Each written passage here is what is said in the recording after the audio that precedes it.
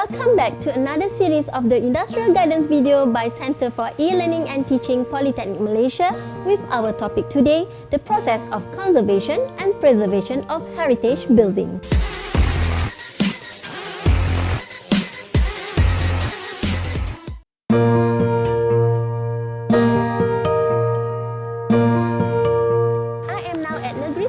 State Museum Jalan Sungai Ujung Seremban with Surveyor Dr. Robiah Abdul Rashid, Conservation Director of National Heritage Department. Assalamualaikum, Doktor. Waalaikumsalam warahmatullahi wabarakatuh.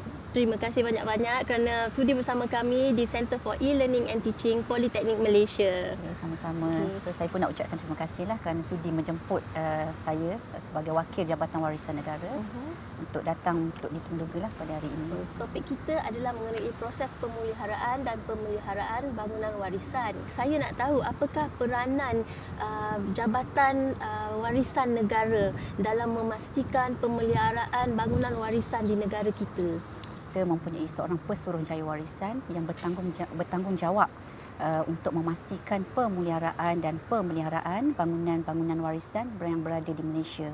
Peranan Jabatan Warisan Negara dia melibatkan pemeliharaan dan pemeliharaan kepada perkara-perkara seperti warisan ketara dan warisan tidak ketara yang mana melibatkan bangunan, monumen, warisan di bawah air dan tokoh-tokoh warisan hidup yang kita akan wartakan di bawah warisan kebangsaan 2005. Istana Ampan Tinggi kini telah menjangkau 133 tahun, tapi saya tengok memang masih gagah, begitu cantik arkitektur dia dari segi desain, kayunya, ukirannya. Jadi apakah cabaran-cabaran yang untuk jabatan sendiri untuk menjaga, memelihara dan memastikan berpanjanganlah usianya untuk generasi-generasi yang akan datang? Tanggungjawab untuk memelihara ni bukan sahaja terletak di bawah jabatan sendiri untuk memastikan pemeliharaan bangunan warisan ni berterusan sehingga bila-bila. So tanggungjawab pihak pemilik bagi membantu jabatan juga adalah amat penting. So kita perlu memastikan setiap elemen dan komponen yang ada pada sesebuah bangunan tu dipelihara, dan jika ada sebarang penggantian dilakukan ataupun kerja-kerja pembaikan, setiap penggantian dan pembaikan dilakukan bertepatan dengan kehendak dan bertepatan dengan teknik dan kaedah pemeliharaan itu sendiri. So saya pasti mungkin peruntukan kewangan yang mencukupi adalah merupakan salah satu faktor yang menjadi cabaran kita pada masa kini bagi memastikan pemeliharaan itu dapat dilakukan dengan sebaik yang mungkin. Dari segi proses penyelenggaraan pula, ada tak mungkin doktor boleh berkongsi sikitlah salah satu daripada mungkin contohnya kalau bangunan ini sendiri, apakah proses-proses daripada proses yang pertama hingga yang terakhirlah dari segi penyelenggaraan dia. Okey. So dalam penyelenggaraan bangunan warisan ini biasanya kita sering galakkan kepada ataupun kita tekankan kepada pemilik bangunan adalah daripada segi perancangan berjadual dan terancang. Maksudnya kita memerlukan satu kaedah penyelenggaraan berjadual ataupun yang terancang, yang mana kita akan melakukan penyelenggaraan secara berterusan dan mempunyai kitaran yang tertentu. Contohnya berskala. Contohnya perlu membersihkan bangunan setiap hari, dan mungkin dari segi pengecatan bangunan ataupun penggantian bahan-bahan rosak kita perlu lakukan secara berkala lah, supaya kerosakan yang berlaku tidak akan menjadi bertambah teruk dan tidak akan menyebabkan peningkatan kos yang berlaku di situ. Kami kini berada di dalam rumah contoh tradisional Negeri Sembilan dan saya amat tertarik dengan keunikan seni binanya, ukirannya dan kelihatan kukuh sekali seni bina itu. Apakah keistimewaan rumah-rumah contoh ataupun rumah tradisional Melayu, Doktor? Okey, seperti mana yang kita tahu, antara keistimewaan bagi pembinaan rumah Melayu tradisional bukan sahaja di Negeri Sembilan tetapi juga di mana-mana negeri yang terdapat di seluruh Malaysia. So antara keistimewaan yang utama adalah daripada segi kaedah pembinaan bangunan yang tidak menggunakan paku, iaitu kita menggunakan teknik tanggam.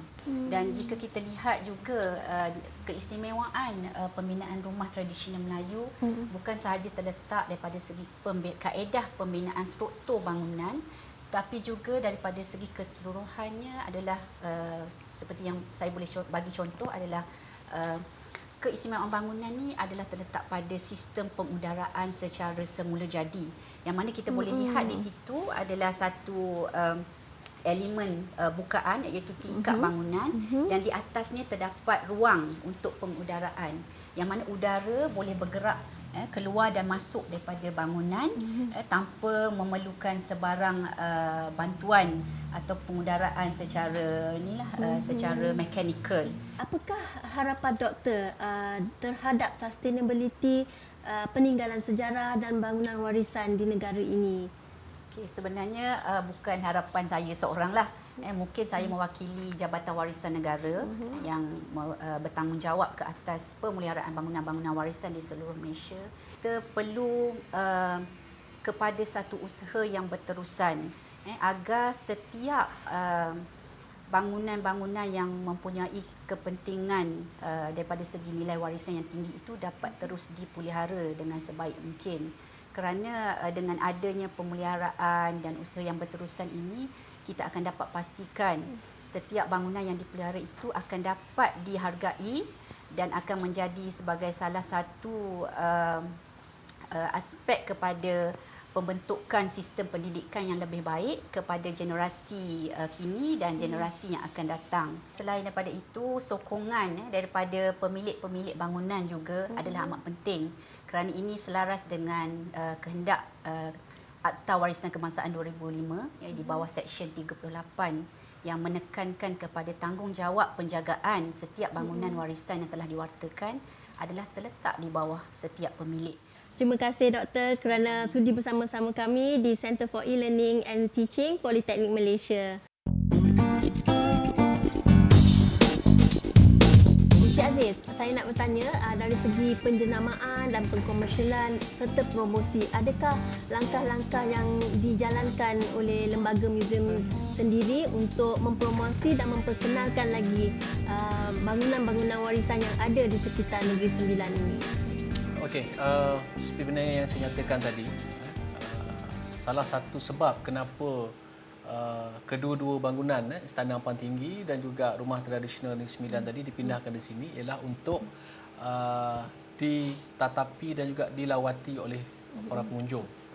Sebab kita kena tahu rumah-rumah lama ni dia berbeza sekiranya ditinggalkan dan dihuni ataupun diduduki. Rumah-rumah lama yang kita biarkan begitu, so dari segi tempoh hayatnya nanti dia akan menjadi lebih singkat dengan anasir-anasir seperti kebocoran air, lumut, anai-anai dan lain-lain. Jadi untuk perkara tersebut, pihak Lembaga Muzium Negeri Sembilan memang telah menjalankan satu gerak kerja yang agresif bagaimana untuk kita mempromosikan, mengkomersialkan bangunan-bangunan ini. Bagi konteks di Kompleks Taman Seni Budaya ini, kita telah jadikan kedua-dua bangunan ini sebagai salah satu lokasi wajib untuk dikunjungi oleh para pengunjung. Okey, itu yang pertama. Kemudian yang keduanya, kita selain daripada berkunjung, kita juga membuat aktiviti-aktiviti di bangunan-bangunan ini. Contohnya, kita sering mengadakan pakej-pakej makan bersela. Kalau orang Sembilan panggil makan bersela lah di rumah ini. Jadi maknanya selain daripada melawat, mereka juga boleh menikmati satu suasana kampung, satu suasana tradisional. Dan dapat merasa pengalaman berada makan di rumah lama di Negeri Sembilan. Dan selain daripada itu, kita juga bekerjasama dengan agensi-agensi lain seperti Lembaga Pelancongan Negeri Sembilan, Tourism Malaysia dan juga Kementerian Pelancongan dalam kita mewawarkan kita punya aktiviti, kita punya premis ini untuk diketahui oleh masyarakat luar dengan harapan akan lebih ramai mereka untuk datang dan menikmati perkhidmatan dan juga perkara-perkara yang kita tawarkan kepada mereka.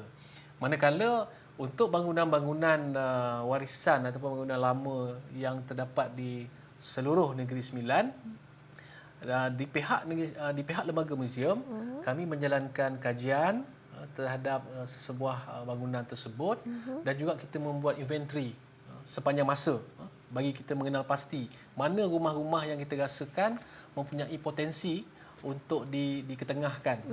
Dan apabila siap perkara ini nanti, dari masa ke semasa juga kita sentiasa mempunyai hubungan yang amat baik dengan pihak Jabatan Warisan Negara, iaitu agensi yang bertanggungjawab bagi orang kata mengawal perkara-perkara berkaitan dengan warisan di Malaysia ni, untuk kita submit ataupun kita memohon kepada pihak Jabatan Warisan bagi melaksanakan kerja-kerja baik pulih bangunan-bangunan yang orang kata kita rasa amat pentinglah, baik dari segi sejarah negeri maupun negara. Terima kasih Encik Aziz atas perkongsian yang begitu bermakna sekali, dan kami dari Politeknik Malaysia mengucapkan terima kasih sekali lagi kerana sudi bersama Center for E-Learning and Teaching. Our heritage is a legacy from our past. It is something we live with today and hopefully something that we can pass on to future generation. That's all for now from the Industrial Guidance video by Center for E-Learning and Teaching Polytechnic Malaysia. Goodbye.